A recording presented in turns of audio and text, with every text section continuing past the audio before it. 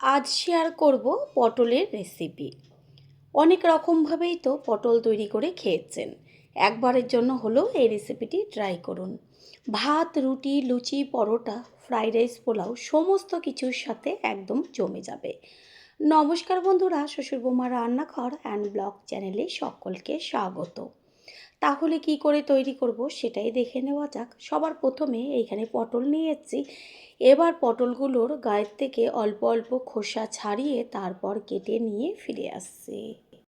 পটলগুলো কেটে নিয়েছি আর পটলটা প্রথমে অল্প অল্প গায়ের থেকে খোসা ছাড়িয়ে আর বেশিরভাগ খোসাটাই রেখেছি। তারপর মাঝখান থেকে লম্বা করে কেটে আরও আওড়াভাবে 2 টুকরো করে নিয়েছি, মানে একটা পটল থেকে 4 টুকরো করেছি। যেহেতু পটলগুলো বড় বড় রয়েছে আর অর্ধেক করে দিলে কি হয়, মশলাটা ভেতরে যায়। গ্যাসের ওভেনে কড়াইটা বসিয়ে কড়াই ভালো করে গরম করে নিয়েছি। এরপর এর মধ্যে দিয়ে দিচ্ছি সাদা তেল। তেল গরম হয়ে গেছে, গ্যাসের ফ্লেম লোতে রেখে দিয়ে দিচ্ছি 1/2 চা চামচ পরিমাণ হলুদ গুঁড়ো। আর এইখানে পটলটা তো ধুয়ে রেখেছি, এবার জলটা ঝরানো আছে। ওই যে হলুদ দিয়েছি এর মধ্যে আস্তে করে পটলগুলোকে দিয়ে দেব। এই গরম তেলের মধ্যে যদি প্রথমে পটলটা দেওয়া হতো তাহলে চারদিকে তেলটা ছিটতো, আর হলুদ দেওয়ার কারণে আর তেলটা ছিটবে না। এবার গ্যাসের ফ্লেম হাই করে পটলগুলোকে বেশ একদম লাল লাল করে ভেজে নিতে হবে। এই পর্যায়ে কোনো রকম লবণ পটলের মধ্যে দেব না, কারণ লবণ দিলেই একদম পটলের থেকে জল ছাড়বে আর পটলগুলো নেতিয়ে যাবে। ওই যে খোসাগুলো রয়েছে সেই কারণে পটলটা একদম নেতিয়ে যাবে না, বেশ সুন্দরভাবে ভাজা হবে।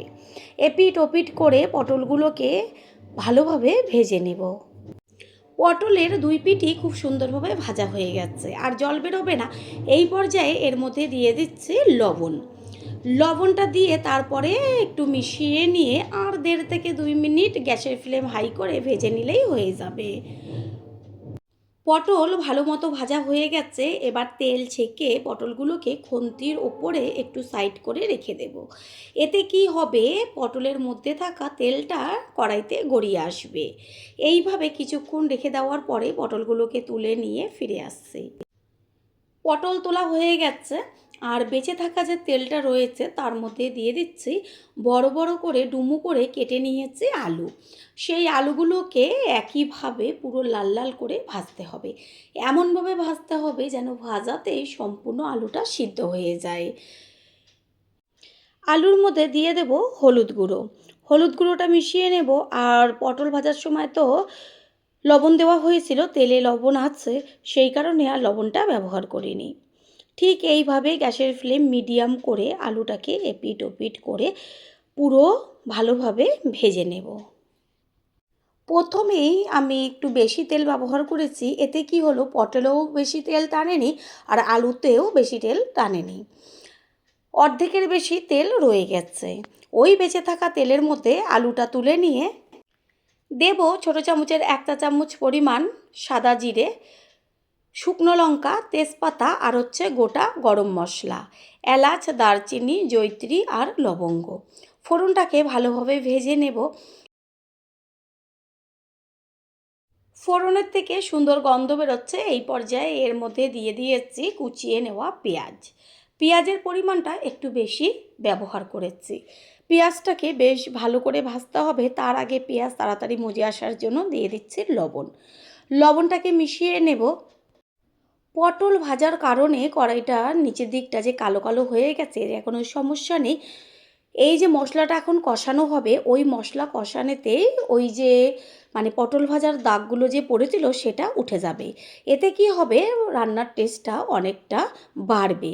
কেউ আলাদাভাবে কড়াইটা ধুয়ে নেবেন না।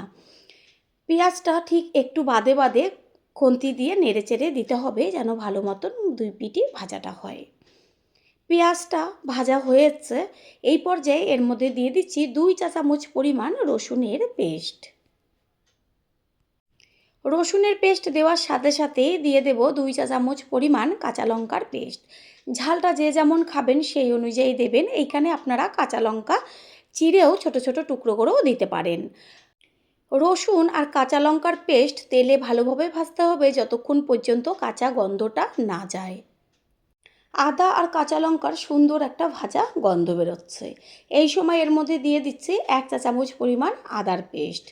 দেব কালারের জন্য কাশ্মীরি লঙ্কার গুঁড়ো আর হলুদ গুঁড়ো। সমস্তটাই ভালোভাবে মিশিয়ে নেব। গ্যাসের ফ্লেম লোতে রাখতে হবে। আদার যখন দেখবেন যে গন্ধটা কাঁচা চলে গেছে, তখন এর মধ্যে দিয়ে দেব ছোট ছোট করে কেটে নেওয়া টমেটো। টমেটোটা দিয়ে কিছুক্ষণ কষিয়ে নেব, টমেটোর কাঁচা গন্ধ আর মজে না আসা পর্যন্ত। আপনারা হয়তো ভাবতেই পারেন যে সব মশলা কেন একবারে দিয়ে দেওয়া হলো না। প্রত্যেকটা মশলার আলাদা আলাদা একটা ফ্লেভার থাকে, আর আলাদা আলাদাভাবে যদি মশলাগুলো ব্যবহার করা হয় তাহলে রান্নার টেস্টটা কিন্তু সম্পূর্ণ বদলে যায়। দেখবেন একবারে সব মশলা ব্যবহার করবেন, সেই রান্নাটা একরকম, আর ঠিক এইভাবে আলাদা আলাদাভাবে যদি মশলাটা ব্যবহার করা হয় তার টেস্টটা সম্পূর্ণ আলাদা হয়। টমেটোটা ভালোভাবে মজে গেছে তেলে, আর সুন্দর একটা মিষ্টি গন্ধ বেরোচ্ছে ভাজা। এবার এর মধ্যে দিয়ে দিচ্ছি 1 চা চামচ পরিমাণ জিরের গুঁড়ো আর 1 চা চামচ পরিমাণ ধনের গুঁড়ো। তারপর এর মধ্যে সামান্য জল দিয়ে আবারও কিছুক্ষণ কষিয়ে নেব। পুরনো বন্ধুদের সবসময় আমাদের পাশে এইভাবে ভালোবেসে থেকে এগিয়ে নিয়ে যাওয়ার জন্য অনেক অনেক ভালোবাসা।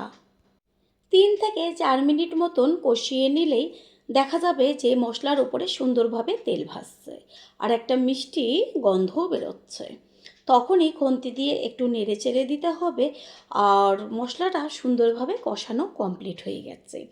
এই পর্যায়ে এর মধ্যে দিয়ে দেব ওই যে ভেজে রেখেছিলাম পটল আর আলু, সেই পটল আলু একসাথে দিয়ে মশলার সাথে মিশিয়ে আবারও 1.5 থেকে 2 মিনিট মতন কষিয়ে নিলেই হয়ে যাবে।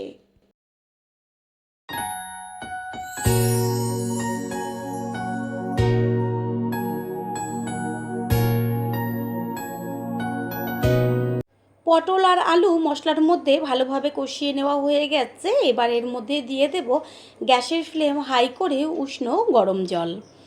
আর রান্নায় যদি সবসময় গরম জলটা ব্যবহার করা হয় তাহলে রান্নার টেস্টটা দ্বিগুণ বেড়ে যায়। জলের সাথে ভালো করে মশলাটাকে মিশিয়ে নিয়ে তারপরে 2 থেকে 3 মিনিট মতন ফুটিয়ে নেব। চেক করে নিয়েছিলাম লবণের প্রয়োজন কি না। লবণ প্রয়োজন, সেই কারণে 1 চা চামচ পরিমাণ লবণ দিয়ে দেওয়া হলো। লবণটাকে মিশিয়ে নিয়ে এবার একটা ঢাকনা চাপা দিয়ে দেব গ্যাসের ফ্লেম মিডিয়াম করে।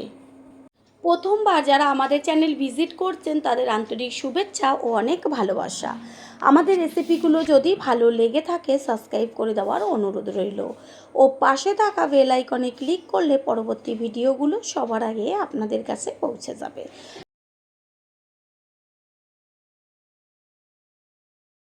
8-10 মিনিট বাদে কড়াইয়ের ঢাকনাটাকে সরিয়ে দিয়ে চেক করে নেব সমস্ত কিছু ভালোভাবে হলো কি না। আলু আর পটল তো ভাজাতেই সিদ্ধ হয়ে গেছে, সেই কারণে বেশিক্ষণ সময় লাগলো না। আলুটা চেক করে দেখিয়ে দিচ্ছি, একদম সুন্দরভাবে গলে গেছে। কিছুটা পরিমাণ আলু খুন্তি দিয়ে একটু ভেঙে চুড়ে দেব যেন মাখা মাখা হয়। সমস্ত কিছুর ব্যালেন্সটা ঠিক রাখার জন্য দিয়ে দিচ্ছি 1/2 চা চামচ পরিমাণ চিনি। দেব ছোট চামচের 1 চা চামচ পরিমাণ গরম মশলার গুঁড়ো। চিনি আর গরম মশলার গুঁড়োটাকে ভালো করে মিশিয়ে নিয়ে গ্যাসের ফ্লেম তো হাইতেই আছে, তারপর আর কিছুক্ষণ ফুটিয়ে নিলে রেসিপি তৈরি হয়ে যাবে। এটা বেশ একদম পাতলা ঝোল সেরকম হবে না, একটু মাখা মাখা হবে।